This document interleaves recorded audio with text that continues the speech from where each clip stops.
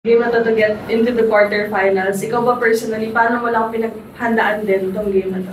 Siguro po yung sa training namin, inaaral naman po namin. And yun nga po, ina-apply lang din yung inaaral namin sa game. Thank you. And for Job, veteran presence din for the team. And ikaw yung nag-finish ng game with the winning point. Siguro how happy are you lang din na Zeus Coffee made its second straight quarterfinals appearance in the league? Sobra kaming grateful sa unang-una sa management na all out talaga, wala talagang duda sa amin. Lagi lang sinasabi na bigay lang namin yung best namin. And yun nga, God will do the rest. So, na worth it lahat. And credit talaga sa coaching staff kung paano nila talaga nilaro kami sa loob. And siguro sa tanong mo po, sobra kaming grateful kasi sa pangalawang conference na nandito din ako. And ilan na tayo nakasali? 3? Nakadalawang quarterfinals appearance na yung team. So far na bumubunga yung hirap namin sa training. And grateful talaga din ako sa relationship ng team. Siguro nagre-reflect yung laro namin kasi kung gaano kami ka-solid sa loob at sa labas. Thank you. The floor is open for questions. Sa mga players, paano nyo lang kayo siguro nag-regroup after yun going down na 0-2? And then makuha pa to para makahabol sa quarters? Siguro po since nangyari na din to nung last, so yung tumatak lang sa utak namin is, kailangan din namin makakuha ng set para tuloy-tuloy na at umarangkada na po kami. Yeah. Lang po. Credit sa performance ng Chocomucho kasi sobrang di namin sila nahuli nung first and second set. Siguro nagtatak lang talaga sa utak namin, ilaro lang namin kung anong laro namin. Kasi very stiff kami nung first set and second set. Hindi kami maka-execute ng play na kailangan namin i-execute. Kaya nung third set, enjoy na lang talaga namin kung ano tayo sa training, kung paano tayo mag-tune up games. Doon natin, enjoy natin. Kaya parang the latter part, nag-enjoy na lang talaga kami. And yun.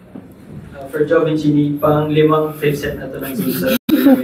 Pang-4 nyo na rin panalo to. Siguro pagdating ba sa mga fifth set, parang wala na yung kaba from before na parang medyo shaky pa lang tao. Parang talagang alam nyo na kung paano tapusin yung mga laro.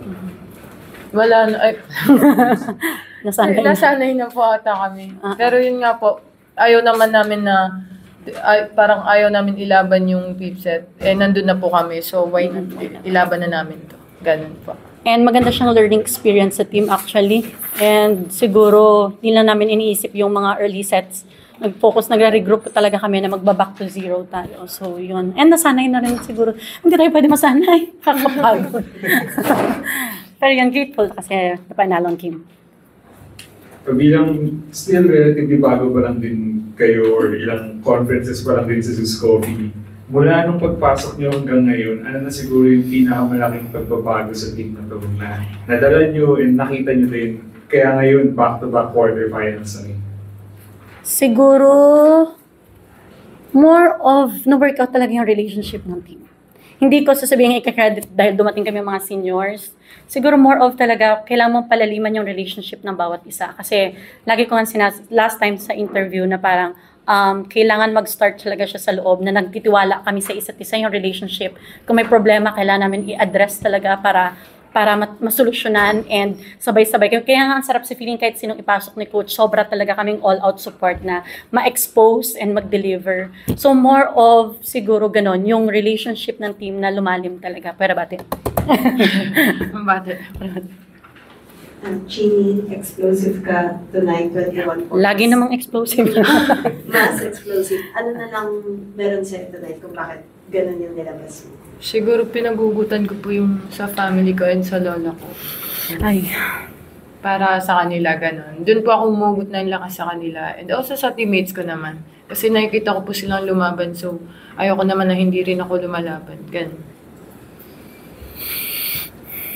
Job, Chini, next game quarterfinals will be against KLDT. So far sa conference, wala pa silang talo. So, paano nila iti-take yung ganong challenge na ganon kalaki mga kalaban nyo in order to enter into the semifinals? Masarap maglaro.